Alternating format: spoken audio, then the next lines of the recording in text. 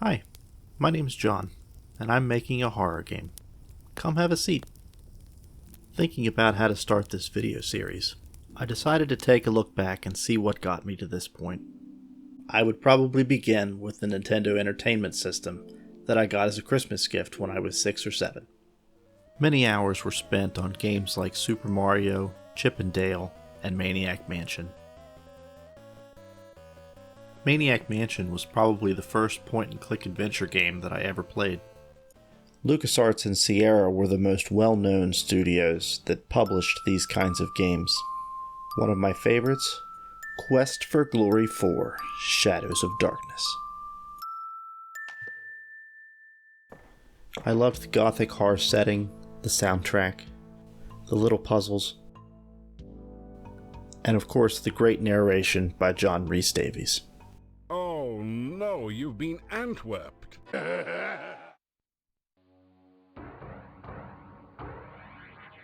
Myst released in '94. It was a bit unlike the other point-and-click adventures that I had played. I was now the main character, traveling through these beautiful landscapes, solving puzzles in order to escape the island. Another title that would have a lot of influence on me is the father of the survival horror genre, Alone in the Dark. The Resident Evil and Silent Hill franchises both owe their beginnings to this game.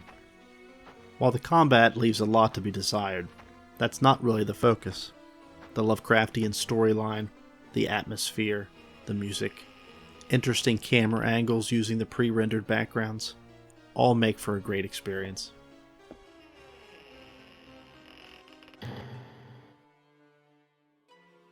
When I was in college, I picked up RPG Maker XP.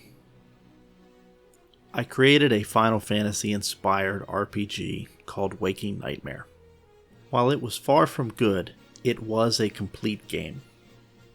I used my friends as inspiration, grabbed some of my favorite game music off the internet, and even made some in-game cinematics using Poser. I put a lot of hours into it, but it was a ton of fun and a great learning experience. Fast forward 20 years when I see Phasmophobia on the Steam store and decide to pick it up.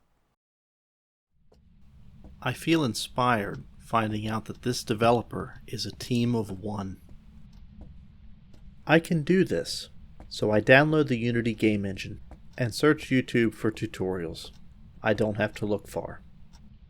There are tons of great tutorials from Unity content creators. And it wasn't long before I had a character in a dimly lit room armed with only a flashlight. He could walk, crouch, run, open doors, use a key to unlock a chest. I even had an NPC that would walk randomly around a room. Okay, the animation didn't work so well. Cue the thunder, and I was well on my way to an atmospheric horror game. Most of the time I was just following along the tutorials in C#, copying exactly what I saw on the screen and hoping it worked.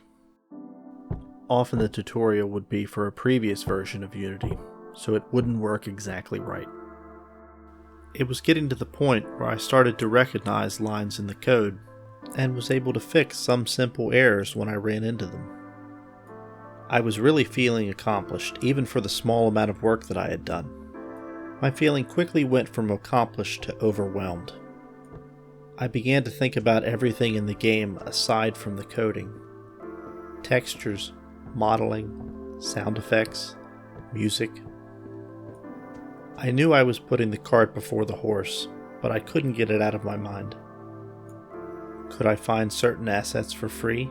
Would I end up buying them from the store? Would I have to create them? It was then I stumbled on something.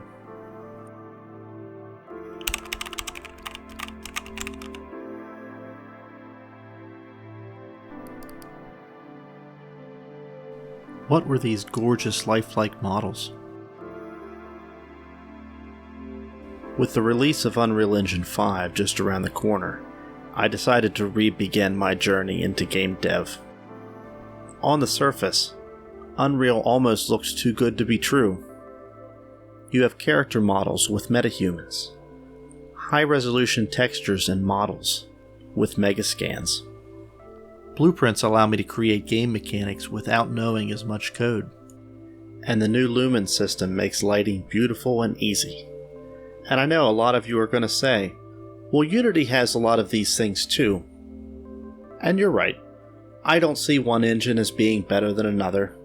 Unreal was very daunting at first. I thought only a AAA studio would be using this.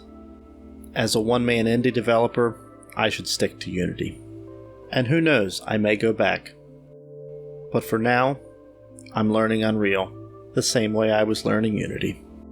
So far, in an empty level, I have a capsule that can walk around, mouse look, sprint, and crouch. A far cry from where I was when I stopped Unity. But the character controller was done from scratch with blueprints, and I kinda even understood what I was doing. So it is my hope that you can join me on this game dev adventure. Goodbye, or as my dear departed Boris used to say, may the winds blow fair at your back.